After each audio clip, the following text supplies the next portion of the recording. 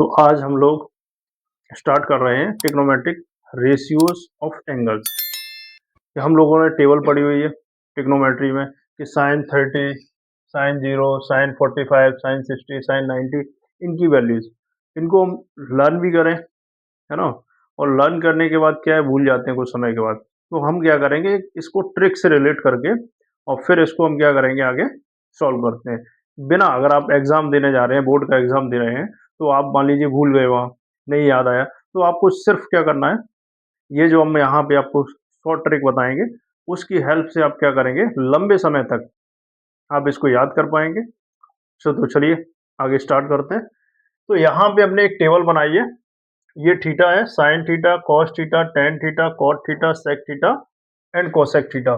यहाँ पे sine 0 degree, sine 30 degree, sine 45 degree, sine 60 degree and sine 90 degree, इनको हमने यहाँ पे, इनकी हमें वैल्यू सबकी निकालनी है। तो इसको हमें कैसे सॉल्व करना है, साइन 0 है तो हमने यहाँ क्या किया कि अंडर रूट के अंदर 0/4, दूसरे में रूट के अंदर 1/4, रूट के अंदर 2/4, रूट के अंदर 3/4 एंड रूट के अंदर 4/4। तो सबसे पहले हमें क्या करना है, जब आप जीरो का किसी नंबर में इस वाले को सॉल्व करेंगे, जीरो में आप 4 से जब डिवाइड करेंगे तो क्या निकल के आएगा, 0। जब आप 4 से 0 में डिवाइड करेंगे तो क्या निकलेगा, डिवाइड करेंगे जब 4 का हम 0 में भाग देंगे, किसी भी संख्या का, एनी नंबर, जब आप उसमें जीरो में जब भाग करते हैं, डिवाइड करते हैं, तो उसका आंसर क्या आएगा, 0। अब इसी तरीके से 1/4 है रूट के अंदर, तो 1 का स्क्वायर रूट कितना होगा, 1, और रूट 4 का स्क्वायर रूट कितना होगा, 2, यानी कि 4 का वर्गमूल कितना होगा, 2। रूट 2 किसी का स्क्वायर नहीं होता है, स्क्वायर रूट नहीं होता है। इसके बाद नीचे लिखा हुआ है रूट 4, तो रूट 4 किसका होता है, वो 2 का होता है। सॉरी, एक काम करते हैं, इसको कैंसिल आउट किया जाए, 1 मिनट वेट, 2 1 जा 2 2 जा 4, यानी कि 1 का कितना होता है, स्क्वायर रूट 1, और रूट 2 का क्या होगा, रूट 2।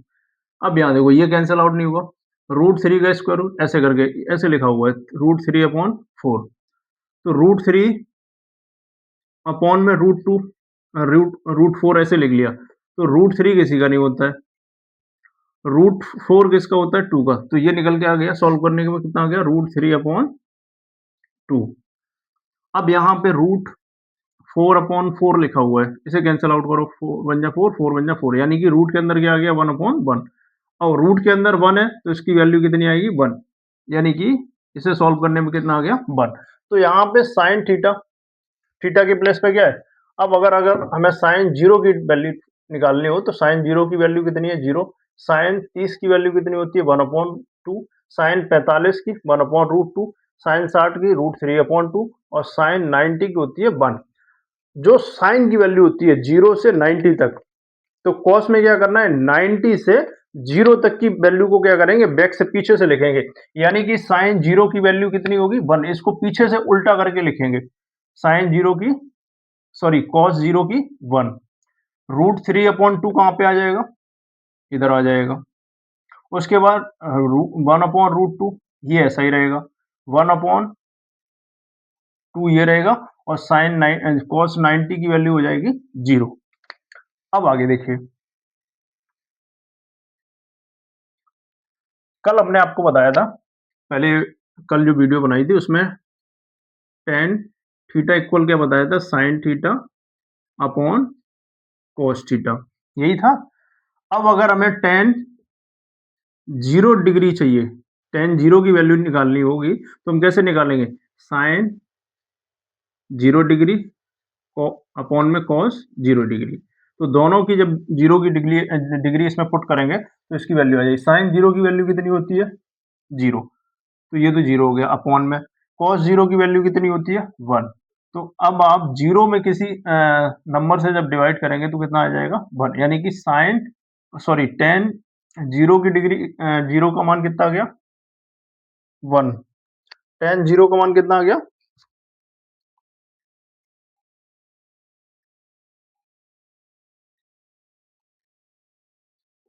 टेन 0 का मान आ गया 1। एक मिनट, साइन 0 का 0, कॉस 0 का 1। तो यहाँ पे जब आप इसमें करेंगे तो 0 आएगा, सॉरी। यहाँ पे क्या है, साइन 0 tan 0 की वैल्यू निकालनी है, तो साइन 0 डिग्री बटे कॉस 0 डिग्री। तो साइन 0 की कितनी है 0, कॉस 0 की कितनी है 1, तो 0 अपॉन 1 हो गया। तो आप 1 का 0 में डिवाइड करेंगे कितना आ जाएगा 0, तो यहाँ पे कितना आएगा 0। इसी तरीके से आगे, अब हमें tan 0 की निकाल ली, अब हमें निकालनी है tan 30। तो tan 30 डिग्री बराबर साइन 30 डिग्री अपॉन में क्या आ जाएगा कॉस 30 डिग्री। साइन 30 की वैल्यू कितनी होती है 1/2, तो 1/2 अपॉन में क्या आएगा cos 30 √3/2।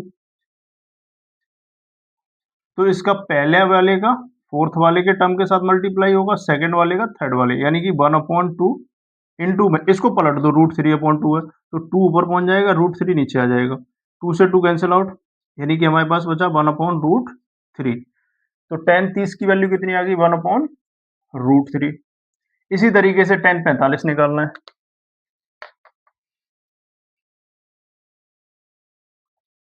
tan 45 tan 45 degree equal sine 45 upon cos 45। Sine 45 1/√2 upon में कॉस 45 1/√2।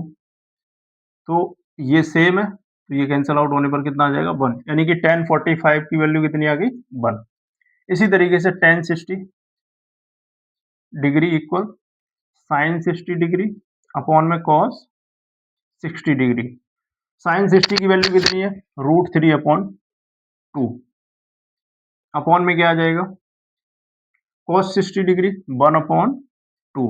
तो पहले वाले टर्म का फोर्थ वाले टर्म के साथ मल्टीप्लाई और सेकंड वाले का थर्ड वाले, यानी कि √3/2 इंटू में 2 ऊपर पहुंच जाएगा 1 अपॉन में आ जाएगा, तो कैंसिल आउट हो जाएगा 2 से 2, यानी कि √3/1 और 1 का आप इसमें डिवाइड करेंगे तो √3, यानी कि tan 60 का मान कितना आ गया √3। इसी तरीके से tan 90 निकालना है। Sine 90 sorry tan 90 tan 90 degree equal में क्या आएगा साइन 90 डिग्री बटे में cos 90 degree. Sine 90 1 upon cos 90 0।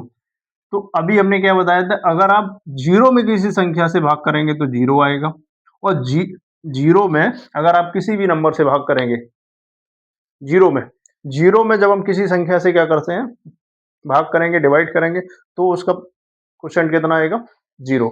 लेकिन 0 का जब हम किसी संख्या में भाग करते हैं तो इनफाइनाइट आता है, क्या आता है अपरिभाषित इनफाइनाइट, यानी कि ऐसे उल्टा 8 बना देंगे, ऐसे लेटा हुआ 8, तो ये अपरिभाषित यानी कि इनफाइनाइट। अब यहां पे हमें क्या करना है,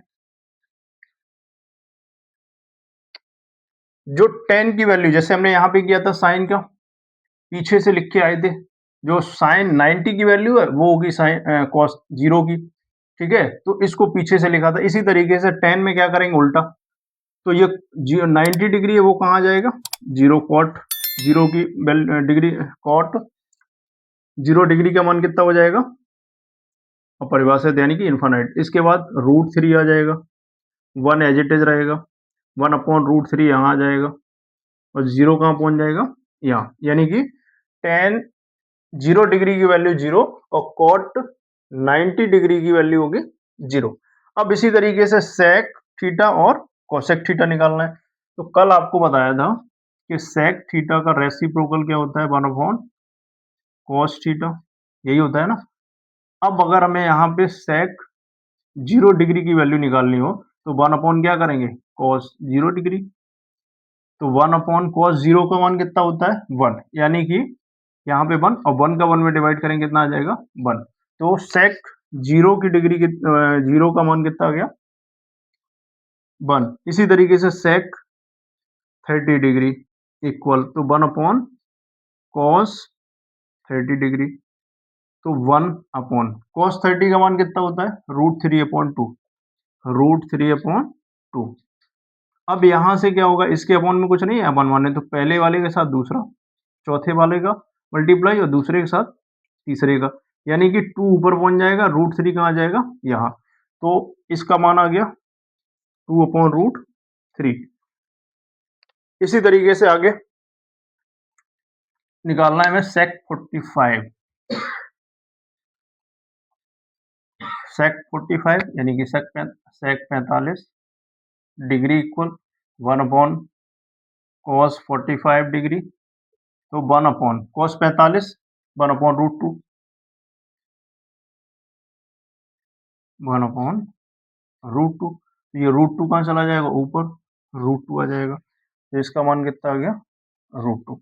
इसी तरीके से sec 60 degree 1/cos 60 degree equal 1/cos 60 का मान कितना है, 1/2, तो 1/2 ये 2 ऊपर चला जाएगा यानी कि 2।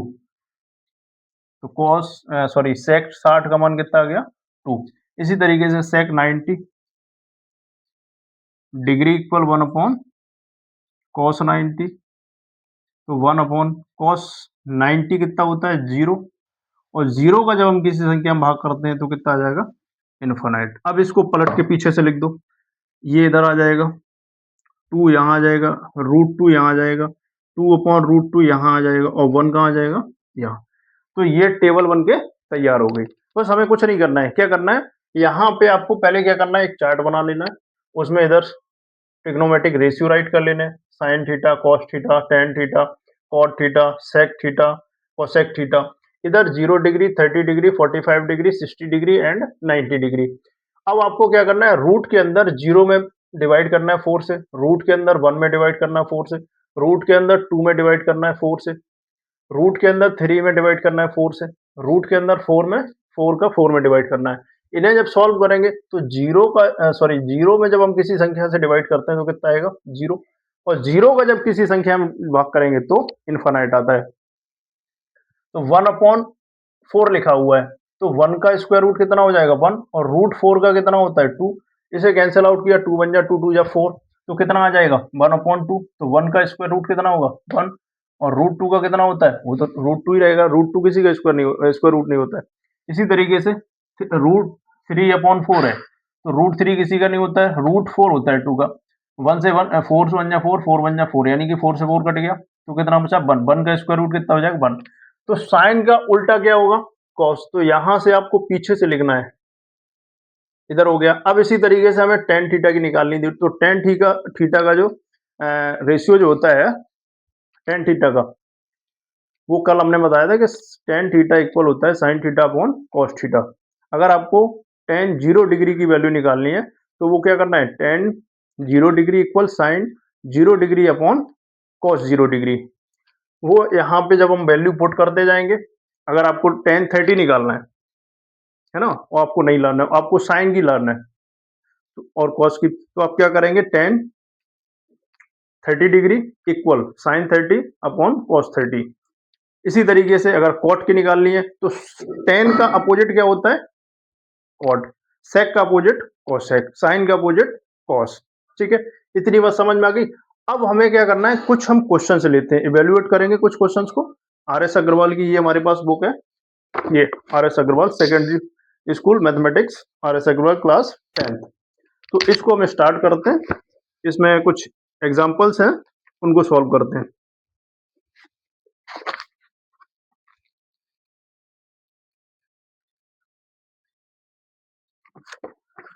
अब इसमें इवेल्युएट करना है, एग्जाम्पल 1 है sine 45 degree plus cos 45 degree. अब इसको हमें क्या करना है, इवेल्युएट करना है। तो इसको कैसे करते हैं, जब इस टाइप से क्वेश्चन आए कि sine 45 degree plus cos 45 degree, तो आपको घबराना नहीं है, हैव सम पेशेंस। अब इसमें आपको क्या करना है कि साइन 45 डिग्री प्लस कॉस 45, तो आप टेबल में आइए कि साइन 45 का मान कितना होता है, साइन 45 का मान होता है 1/√2। तो इसकी जगह पे क्या आ जाएगा, 1/√2। प्लस का साइन है तो प्लस, माइनस का होता तो माइनस, इंटू का होता तो इंटू लगाएंगे, डिवाइड का होगा तो डिवाइड लगाएंगे।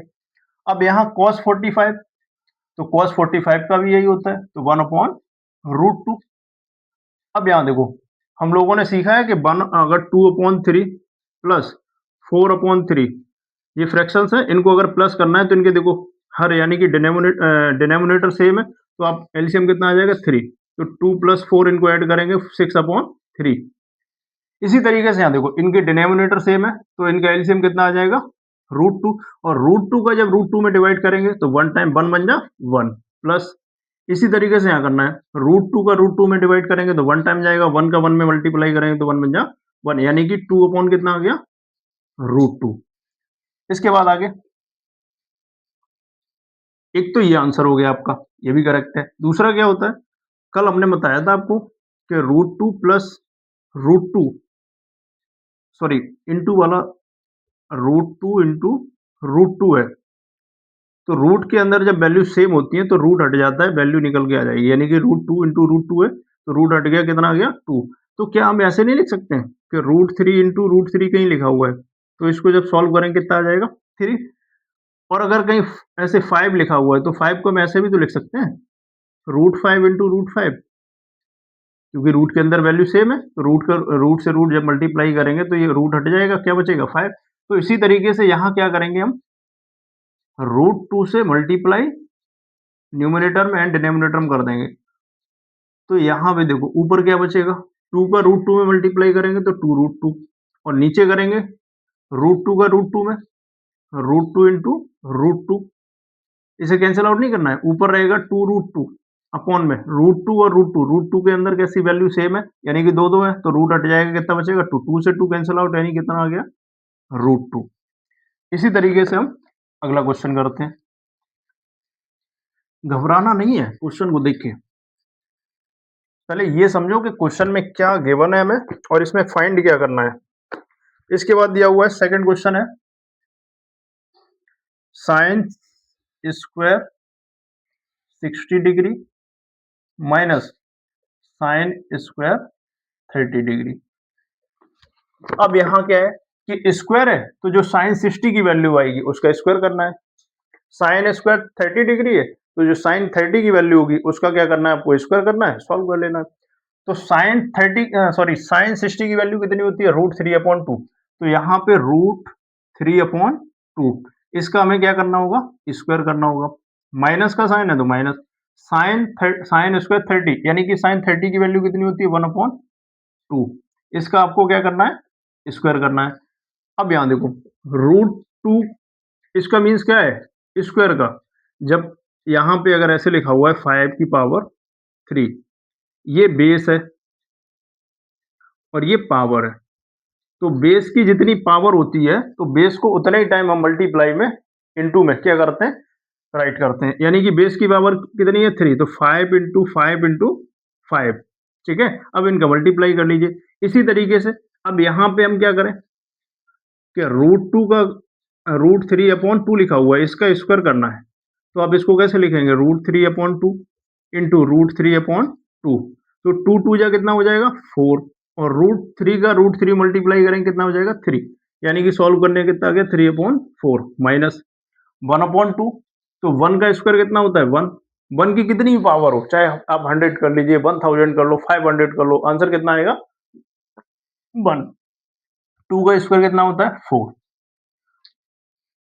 अब यहाँ देखो इनके डिनोमिनेटर सेम है, हर समान है, तो आप एलसीएम कितना आ जाएगा 4, तो 3 माइनस 1 करेंगे यानी कि 2/4, कैंसिल आउट कर लो, 2 1 जा 2 2 जा 4, यानी कि 1/2। इसे सॉल्व करने पर कितना आ गया 1/2। इसी तरीके से अगला क्वेश्चन लेते हैं, आग लगा देंगे, बस आपको क्या करना है धैर्य रखना है, धैर्य बनाए रखिए, मैथ इतना इजी कर देंगे।